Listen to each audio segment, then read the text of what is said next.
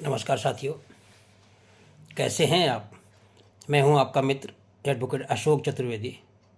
साथियों, विधिक जानकारी की श्रृंखला में आज हम डोमेस्टिक वायलेंस एक्ट में जो प्रोटेक्शन ऑफिसर रहता है उसके बारे में थोड़ा सा प्रकाश डालेंगे और आपको कुछ महत्वपूर्ण जानकारी देंगे।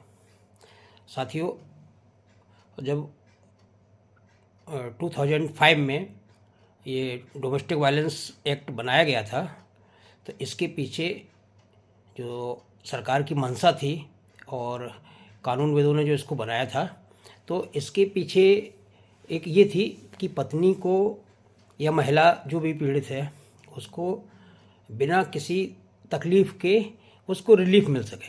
देखिए, 498 ए और डोमेस्टिक वायलेंस एक्ट में जो बिल्कुल एक बेसिक बुनियादी जो फ़र्क है वो है कि 498 ए क्रूरता के लिए पति को सज़ा दिलाने के बारे में बात करता है, लेकिन जो डोमेस्टिक वायलेंस एक्ट है वो पत्नी को रिलीफ दिलाने के बारे में बात करता है कि पत्नी को बिना पुलिस के पास जाए हुए को अदालत में अपनी अर्जी लगा के और उसको जैसे घर से भगा दिया गया, उसको रहने के लिए नहीं तो उसके रहने के लिए शेल्टर और बहुत सारे जो उसमें डोमेस्टिक वायलेंस एक्ट में बताए गए हैं प्रोविज़न, उनके बारे में ये एक्ट लाया गया था। बड़ी अच्छी मंशा थी, होना भी चाहिए, महिलाएं पीड़ित थीं उस टाइम।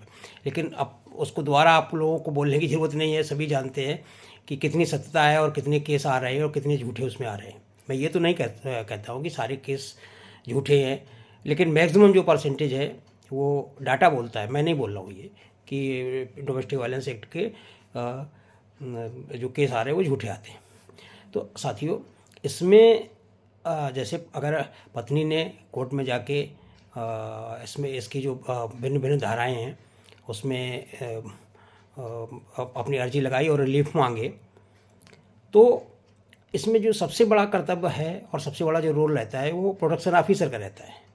प्रोटेक्शन ऑफिसर कौन है, मैं आपको बता दूं, आप सभी जानते हैं कि प्रोटेक्शन ऑफिसर की जो नियुक्ति है ना, जो इसमें डोमेस्टिक वायलेंस एक्ट की जो सेक्शन 2 है उसमें बड़े विस्तार से दी हुई है कि प्रोटेक्शन ऑफिसर को कौन नियुक्त करेगा। तो इसमें जो सेक्शन 2M है, इसमें आप देखेंगे कि इसकी जो प्रोटेक्शन ऑफिसर की नियुक्ति है ये राज्य सरकार करती है, राज्य सरकार के द्वारा नियुक्त किया जाता है।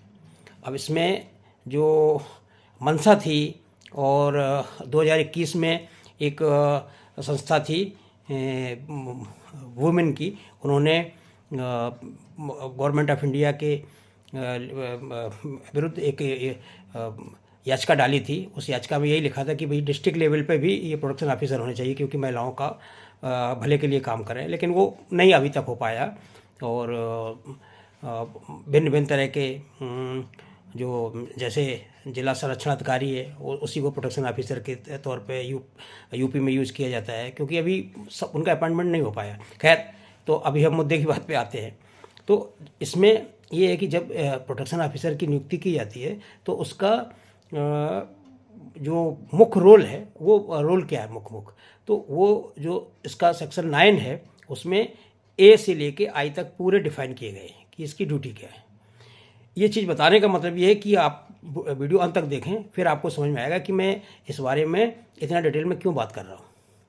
तो जैसे अब मैं इनका बता दूँ कि जब डोमेस्टिक वायलेंस की कोई घटना हुई और कोई अर्जी आई कोर्ट में, तो ये प्रोटेक्शन ऑफिसर कोर्ट की हेल्प करता है उस मामले को अच्छी तरीके से टैकल करने के लिए। तो पहला तो इसका काम है कि कोर्ट की सहायता करना, इसका और दूसरा काम है कि DIR report, domestic incident report को तैयार करना।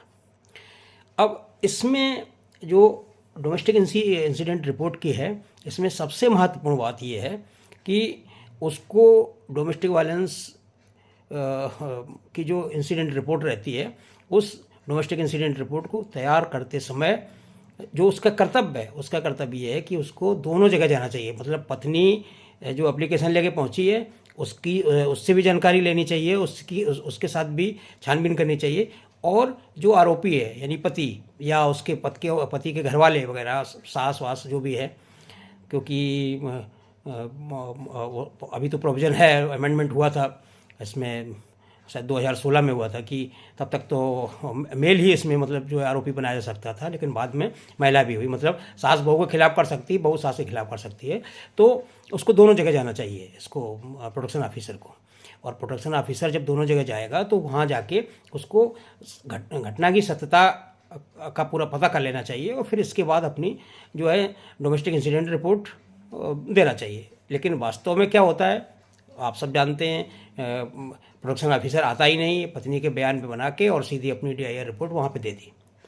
तो ये इसका कर्तव्य रहता है। बाकी का जो जैसे बहुत सारी महिलाएं ऐसी हैं कि जैसे गरीब हैं, उनके पास पैसा नहीं है, तो जो जिला विधिक प्राधिकरण रहते हैं उनसे उनको एडवोकेट वगैरह भी मतलब दिलाने का काम है, ये भी ये कर सकता है। और बहुत सारे इसमें है कि शेल्टर मांगा हुआ है, बेचारी औरतें घर से निकाल दी गई हैं, तो वो शेल्टर भी दिलाएगा, ये भी ड्यूटी में डिफाइन किया हुआ है। और जैसे चोट वगैरह लग गई है, अगर मान लो मारपीट हुई है और महिला घायल है, तो उसके संज्ञान में आता है प्रोडक्शन ऑफिसर के, तो उसका मेडिकल वगैरह भी कराए, मेडिकल सहायता देंगे। इस टाइप से ये है। और एक महत्वपूर्ण ये है कि जो डोमेस्टिक वायलेंस एक्ट का सेक्शन 20 है, जिसमें कि अगर बाई चांस पत्नी को पैसा देने का आर्डर हो गया है और पति को पैसा नहीं दे रहा है, तो उस आर्डर का कंप्लायंस कराने का भी ड्यूटी प्रोटेक्शन ऑफिसर की है।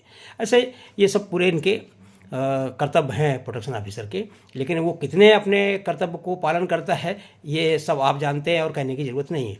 तो अगर आपके साथ में ऐसा हुआ है और साथियों प्रोटेक्शन ऑफिसर ने बिना आपके यहाँ आए DIR रिपोर्ट बना दी है, मैं फिर आपको बता रहा हूँ DIR रिपोर्ट की DV केस में अभी सुप्रीम कोर्ट के बहुत सारे निर्णय ऐसे हैं कि उन्होंने माननीय सर्वोच्च न्यायालय ने ये बोल दिया है कि अगर DIR रिपोर्ट भी नहीं लगी है उसके साथ में याचिका के पत्नी ने जो केस किया हुआ है DV का, तो भी वो मान्य है। लेकिन अगर DIR रिपोर्ट लगी है तो DIR रिपोर्ट तमीज़ से लगनी चाहिए, सही लगनी चाहिए, उसकी इंक्वायरी होनी चाहिए। तो अगर आपके केस में प्रोडक्शन ऑफिसर आपके पास नहीं आया और उसने अपनी रिपोर्ट दे दी है, आप तुरंत एक RTI लगाएं। मैक्सिमम जगह पे महिला एवं बाल विकास विभाग के जो रहते हैं महिलाएं, वही प्रोटेक्शन ऑफिसर बनाई जाती हैं, तो आप वहाँ पे एक RTI लगाएं और RTI लगा के ये बोलें कि आपने की ये रिपोर्ट है, ये ऐसी है, इसकी कापी आपने दी हुई है, तो आपका इसका स्रोत क्या है, क्या आपने आरोपी के यहाँ जाके इंक्वायरी की है। वहाँ से जवाब आएगा कि हाँ हमने नहीं की। तो ये अगर आपने वहाँ से लिखवा लिया RTI में और ये आ जाता वहाँ से, मैंने बहुत सारे अपने खुद के केसों में जो मेरे पास आते हैं मैंने उसमें ही करवाया हुआ है, आप उनसे लिखवा लीजिए कि मेरे पास हमने वहाँ पे नहीं है, हमने केवल ये पत्नी से बात करके और ये किया। उनको लिखना पड़ेगा क्योंकि वो आपके आए नहीं, झूठ तो बोल नहीं सकते हैं। वो आपके लिए बहुत लाभकारी होगा। केस जब चलेगा तो आप मतलब कोर्ट को भी बता सकते हैं कि माननी एक पक्षी बात सुन के और ये केस बना देना कहाँ का न्याय है। और बाकी फिर आपके केस के हिसाब से तो मतलब बहुत सारी चीज़ें आपको लड़ें। तो मैं इसको आपको केवल जो इस वीडियो को बनाने का मतलब ये है कि मैं आपको प्रोटेक्शन ऑफिसर जो रहता है उसके बहुत बड़ा रोल रहता है, लेकिन वो कुछ करते कराते नहीं हैं और बस पत्नी के जो बयान सुने और जाके रिपोर्ट बना दी जाके। मैक्सिमम केसों में यही होता है। तो आपके केस में अगर ये हुआ है तो आप तुरंत उसको RTI लगा के उससे ये लिखवा के ले लें कि हाँ हम नहीं आए आपके यहाँ। वो आपकी बहुत मदद करेगा केस जीतने में। तो मैं समझता हूँ साथियों ये आपको जानकारी अच्छी लगी होगी। अगर अच्छी लगी हो तो आप हमारी वीडियो को, जैसा मैं हमेशा बोलता हूँ, सब्सक्राइब कर लें अगर मेरे चैनल पे आप नए हैं, और इसको लाइक करना बिल्कुल नहीं भूलें और बेल आइकन को दबा दें ताकि मेरे नवीनतम वीडियो आपके पास तुरंत पहुँचे। और साथियों अपने मित्रों को इसको शेयर ज़रूर कर दें ताकि वो भी इसका फ़ायदा उठा सके जानकारी का।